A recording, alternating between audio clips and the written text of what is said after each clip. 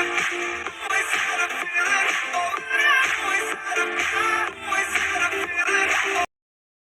warahmatullahi wabarakatuh. Halo teman-teman semua, kembali lagi dengan saya Zahwa Kaila. Masih dengan materi MTCNA, kita akan belajar mengenai routing. Routing itu ibarat seperti kantor pos ya teman-teman, bekerja untuk mencari jalur tercepat untuk mengirimkan paket. Nah, jadi routing dapat didefinisikan sebagai proses melewatkan data dari satu jaringan ke jaringan lain, dan routing bekerja pada layar tiga networking model. Langsung saja kita ke pembahasan pertama, yaitu konsep klasifikasi routing. Jadi routing dibedakan menjadi dua.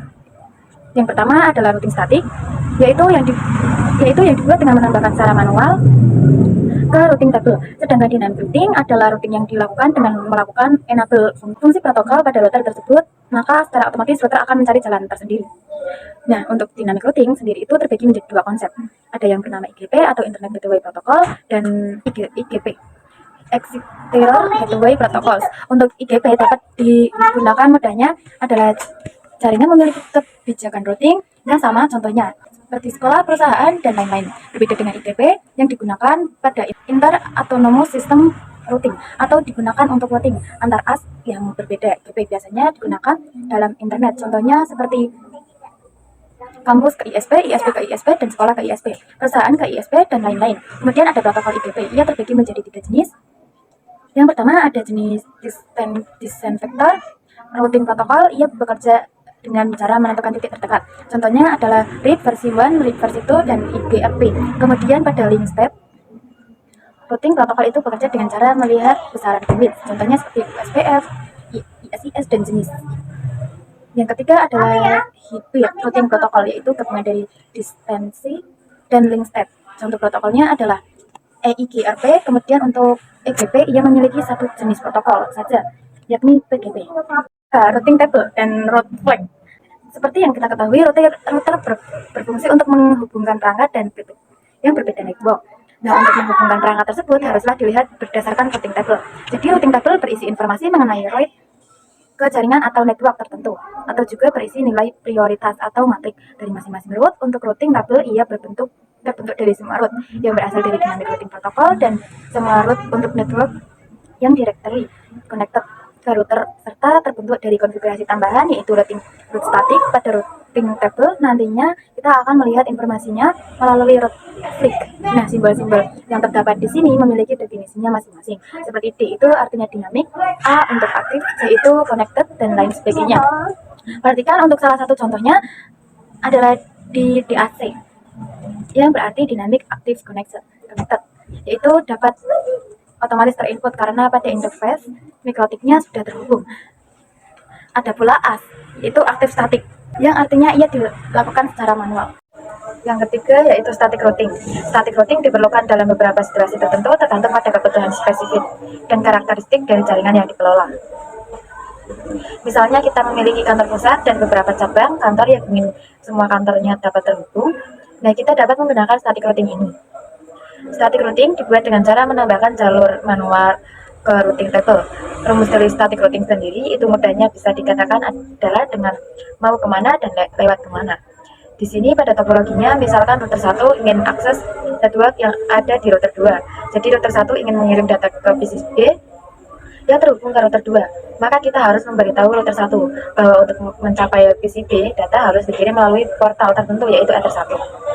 Selanjutnya ada karakteristik dari static routing, yaitu mudah dikonfigurasikan pada jaringan skala kecil. Jadi perlu diketahui bahwa static routing tidak cocok digunakan untuk jaringan skala besar, lalu membutuhkan restart yang ringan dan manual konfigurasi setiap penambahan jaringan baru. 4. Studi kasus static routing 2 router. Perhatikan pada topologi di sini terdapat 4 router yang akan kita koneksikan dengan satu dan lainnya. Untuk router utama akan dikonfigurasikan WAN, sehingga untuk router lain ketika ingin terkoneksi dengan internet maka dia menggunakan perantara mikrotik utama. Langsung saja di sini saya copy networknya. Nah, di sini saya sudah siapkan 2 router dan sudah dinyalakan. Nah, di sini saya sudah siapkan 2 router dan sudah dinyalakan. Dan untuk namanya juga sudah saya sesuaikan. Kemudian ada ISP juga yang kita bisa lihat di sini. Nah, kali ini kita akan gunakan type cloud NAT. Maka nantinya kita akan mendapatkan range IP kelas A, yakni 10.x.x.x. Dan juga ini dapat berubah IP private. Namun perlu diketahui jika konsep ini diterapkan pada dunia nyata, maka MikroTik akan mendapatkan IP-nya type IP public ya teman-teman. Nah di sini kemudian kita hubungkan si ISP dengan MikroTik kita. Nah jika sudah, kita bisa masuk ke konsol atau terminal milik router 1. Kita akan cek IP yang didapatkan. Kita bisa ketikkan IP address print. Kemudian teman-teman lihat di sini saya mendapatkan IP 10.0.1.37.155. Nah, IP tersebut kita bisa tuliskan pada node-nya dengan klik kanan, kemudian edit, lalu pilih kolom label, tuliskan DHCP.2 dan IP-nya. Nah, kemudian saya tuliskan yang akhirnya itu X, karena nanti teman-teman bisa ganti sesuai dengan yang kalian dapatkan. Kemudian klik kanan, lalu pilih teks, dan tuliskan IP-nya. Nah, jika sudah letakkan di dekat MikroTik, kita akan letakkan di dekat MikroTik kita. Dan selanjutnya kita bisa koneksikan antara router 1 dan router 2. Nah, jadi nanti setiap router akan memiliki jaringan lokal. Di sini kita sambungkan klien ke masing-masing router terlebih dahulu ya. Kemudian jika diperhatikan, di sini saya sudah menyiapkan teks. Jadi untuk IP 10.1 kita berikan untuk Ether 2 di MikroTik.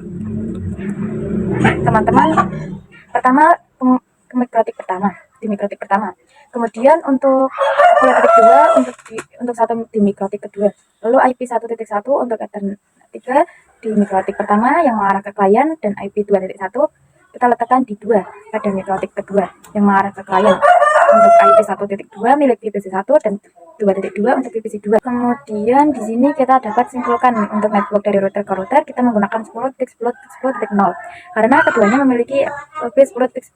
Kemudian untuk MikroTik yang mengarah ke klien ada 192.168.1.0, dan yang terakhir ada network yang digunakan pada MikroTik kedua yang mengarah ke klien adalah 192.168.2.0. Kemudian jika sudah, kita dapat mengubah hostname untuk MikroTiknya. Di sini kita ubah pada MikroTik yang pertama dengan menggantikan sistem dan VP setname router 1. Nah jika sudah, kita bisa lakukan juga untuk router 2-nya. Oke, di sini kita selesai mempersiapkan topologinya. Sebelum masuk pada konfigurasi static routing, kita perlu melakukan koneksi antara VPC dan dengan Pinet Lab terlebih dahulu. Caranya teman-teman bisa buka komen dan kita ketikkan port add, lalu masukkan IP network Pinet Lab-nya. Nah di sini teman-teman bisa cek di virtual machine Pinet-nya terlebih dahulu. Kemudian di sini kita bisa ketik IP also Pinet.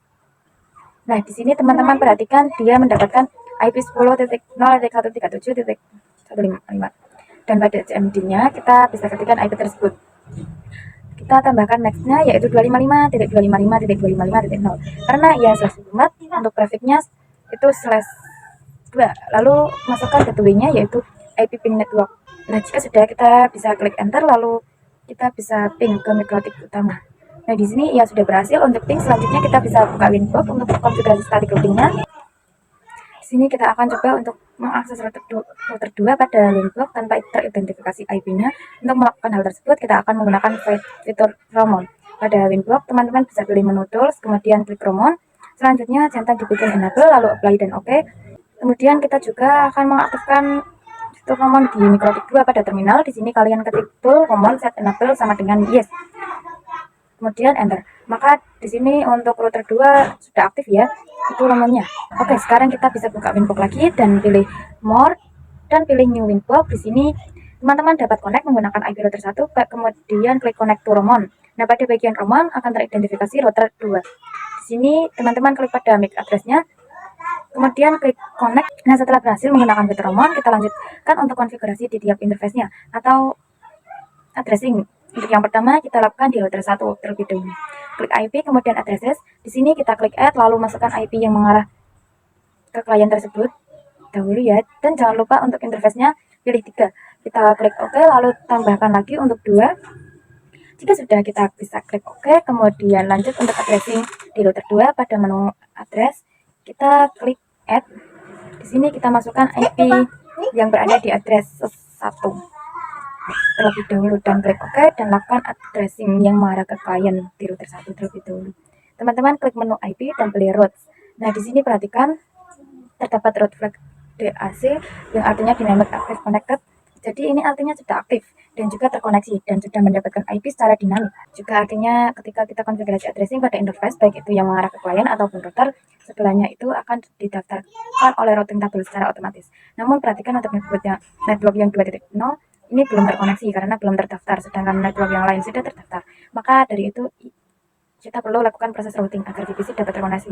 Maka kita harus tambahkan informasi routing kabelnya.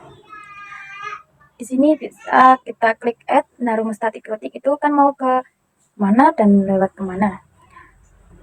Nah, karena kita mau network 2.0, kita ketik mau kemana tujuan kita, yaitu 192.168.2.0/24. Kemudian kita masukkan kita mau lewat mana nih, karena dari router 1 ke network 2.0 maka ia melewati 1. Jadi bagian gateway yang akan kita ketikkan 10.10.10.2. Lalu kita klik apply dan oke. Nantinya akan ada informasi as, yaitu aktif statik. Kemudian kita akan lakukan juga pada router 2. Nah, di sini kan hanya ada 2, yaitu yang mengarah router 1 dan klien. Maka kalau router 2 ingin melakukan koneksi ke 1, itu belum bisa karena di routing tabelnya belum terdaftar. Langsung saja kita bisa tambahkan. Di sini dia melewati 2, maka untuk gateway-nya kita bisa gunakan 10.10.10.1/24. Nah, untuk testingnya address, kita masukkan network yang ingin kita tuju, yaitu 192.168.1.0, kemudian klik apply dan lalu oke. Maka jika router 2 ingin terkoneksi ke VPC 1, itu akan berhasil karena pada routing tabelnya sudah terdaftar. Kemudian kita akan melakukan addressing pada VPC-nya. Di sini kita nyalakan terlebih dahulu. Di sini kita buka konsolnya. Untuk VPC 1 kita akan menggunakan IP 1.2/24. Untuk gateway-nya di sini gunakan 1.1/24. Nah, kemudian kita juga akan lakukan ke VPC 2. Sama caranya. Mungkin di sini saya akan percepat. Nah, jika sudah melakukan semua, maka kita sudah berhasil melakukan static routing pada 2 router. Yang kelima yaitu studi kasus static routing 3 router. Jadi di sini saya sudah menambahkan satu perangkat router, dan jika VPC sebagai klien, di sini sudah ubah hostname si Mikrotik menjadi router 2, dan pada IP-nya untuk Ether 3 yang dimiliki router 2 dan mengarah ke router 3 akan mendapatkan IP 20.1/24. Adapun IP router pada satu Mikrotik IP 10.20.20.2/24. Kemudian untuk router 3 yang mengarah ke klien pada Ether 2 digunakan IP 3.1/24. Sedangkan untuk VPC 3 kita akan gunakan 3.2/24. Di sini saya sudah menuliskan networknya, yaitu 10.20.20.0 dan juga 192.168.3.0. Saya juga sudah mengaktifkan fitur roaming, jadi kita bisa lanjutkan ke addressing. Masuk ke window, pilih menu IP lalu addresses. Kita tambahkan IP yang mengarah ke Ether 2, yaitu 192.168.3.1/24 Ether 2. Kemudian oke, kita tambahkan lagi address yang mengarah ke router 2 pada Ether 1, yaitu 10.20.20.2/24. Apply dan oke. Jadi untuk perbedaannya, untuk router 1 dan router 2 itu memiliki network 10.0, sedangkan router 2 dan 3 memiliki network 20.0. Bisa kita simpulkan, jika kita memiliki perangkat terbaru, artinya kita juga akan mendapatkan network yang baru. Kemudian jangan lupa untuk melakukan addressing di router 2, yaitu menambahkan IP untuk Ether 3. Di window IP address, di sini isikan IP-nya yaitu 10.20.20.1/24 Ether 3, apply dan oke. Kemudian kita bisa ke router 3-nya. IP router kita cek pada routing table. Di sini hanya terdapat 2 route, yaitu yang mengarah ke router 2 dan mengarah ke router 3. Sekarang kita akan mendaftarkan network yang belum terdaftar seperti sebelumnya. Untuk caranya sama.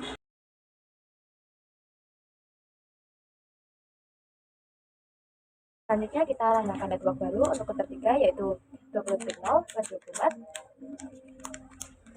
yaitu 10.20.20.0/24, dan yang mengarah ke VPC 3 yaitu 192.168.3.0 di kedua router yang lain. Di router pertama, karena ia melewati Ether 1, berarti gateway yang digunakan adalah 10.1.1.2. Untuk di router 2, di bagian gateway kita gunakan 10.20.20 karena ia melewati Ether yang dimiliki oleh router 2. Kemudian selanjutnya kita akan lakukan addressing di VPC-nya. Kita ketikkan IP 192.168.3.2/24. Lalu kita akan coba ping untuk VPC lain untuk memastikan bahwa kita telah berhasil melakukan konfigurasi routing ping 192.168.2.2. Di sini ia berhasil ping. Dia menandakan bahwa kita telah berhasil konfigurasi routing. Selanjutnya yaitu static routing with internet. Jadi pada kasus sebelumnya kita telah melakukan static routing hingga 3 router. Namun di sini saya juga sudah menambahkan 1 router lagi dan sudah terkoneksi dengan router lain. Namun yang memiliki router ke internet hanyalah router 1. Jadi agar router lain dan klien dapat terhubung dengan internet, maka kita perlu menggunakan default route. Langsung saja kita konfigurasikan, kita buat router 2, di sini kita ke terminalnya. kita ketikkan perintah ip route at gateway 10.10.10.1, kemudian kita cek ip route pin, maka di sini dia sudah memiliki address yang default route dengan informasi statik. Kemudian kita ke router 3, kita coba menggunakan GUI. Di sini tambahkan destination address-nya, kita biarkan 0 seperti ini. Sedangkan untuk gateway-nya kita ketikkan 10.20.20.1. Nah, di sini sudah ada informasinya. Selanjutnya kita lakukan di router 4 juga. Kemudian gateway-nya kita ketikkan dengan 10.30.30.1. Selanjutnya kita aktifkan firewall di router 1. Kita ke IP firewall NAT. Kita tambahkan C-nya yaitu SRC NAT. Kemudian di bagian out interface-nya kita gunakan Ether 1. Lalu pada action kita gunakan mesh viewer. Lalu kita apply dan oke. Kemudian kita bisa lakukan pengujian di router 4. Pada terminalnya kita ketikkan ping 88. Nah, di sini ia sudah berhasil untuk ping. Sekarang kita coba ping domainnya yaitu ping.google.com. Nah, ia akan muncul seperti ini karena kita belum setting DNS server. Jadi di sini kita setting terlebih dahulu IP DNS server 8888. Kemudian kita coba ping untuk google.com lagi. Di sini ia sudah berhasil ping. Nah, untuk perangkat lain jika ingin ping google.com maka kita harus setting DNS-nya terlebih dahulu. Selanjutnya dynamic routing. Dynamic routing merupakan salah satu cara untuk mendistribusikan informasi pada routing table secara otomatis. Hal ini sudah pasti untuk memudahkan perubahan dan eksplantasi saat memiliki jaringan yang sudah mulai kompleks atau terlalu besar. Seperti yang sudah kita bahas sebelumnya, konsep dynamic routing ini terbagi menjadi dua. Maka di sini untuk pembahasan lebih lanjut kita akan bahas materi mengenai OSPF. OSPF adalah salah satu protokol routing dinamis pada kategori IGP dan dengan algoritma link state protocol atau LSR. OSPF juga sudah support IPv4 dan IPv6 dengan cara kerja mencari jalur tercepat berdasarkan bandwidth, relay, dan load. Kemudian route yang dipilihnya juga ini sudah dengan kecepatan. OSPF merupakan protokol routing yang menggunakan konsep hierarki routing. Dengan kata lain, OSPF mampu membagi jaringan menjadi beberapa tingkatan. Nah, tingkatan-tingkatan ini diwujudkan dengan menggunakan sistem pengelompokan yaitu area dan tujuan OSPF. Area ini adalah untuk memecahkan topologi jaringan menjadi unit-unit yang lebih kecil atau area yang mengurangi overhead protokol routing dan meningkatkan efisiensi perouteran. Di sini terdapat OSPF area dan ada backbone area atau area 0. Inilah yang bertanggung jawab mendistribusikan informasi routing antara non backbone area. Kemudian yang kedua ada standar atau default area. Ini merupakan sub area dari area 0. Area ini bisa disebut dengan area yang paling ujung. Kemudian yang terakhir ada not so stupid. Area ini merupakan stop area yang tidak menerima external route dan dapat digantikan dengan default route dari area lain, tetapi masih mendapatkan external route dari router yang masih dalam satu area. OSPF Redistribute Default Route. Jadi Redistribute Router Default Route ini adalah mendapatkan default route secara otomatis. Oke, kita langsung saja praktekkan menggunakan aplikasi Winbox. Jadi perlu diketahui kita bisa melakukan redistribute default route pada router yang mengarah ke OSPF yaitu router 1. Di sini kita pilih menu routing, kemudian pilih OSPF. Nah, di sini kita bisa pergi ke menu instansi, lalu double klik pada default. Di sini kita fokuskan pada redistribute default route. Di sini ada always dan if install. Jadi untuk if install ini kalau misal router 1 memiliki default route, maka OSPF akan melakukan redistribute default route. Nah, kalau yang always ini misalkan router 1 tidak memiliki default route, maka dia akan melakukan redistribute default route. Nah, di sini kita pilih if installed as type 2 saja. Kemudian kita klik apply. Nah, kalau kita sudah mengonfigurasi instansi, maka kita sudah berhasil mendaftarkan default route pada router 2 router tiket, dan seterusnya. Sekian video yang dapat saya sampaikan. Kurang lebihnya mohon maaf. Wassalamualaikum warahmatullahi wabarakatuh.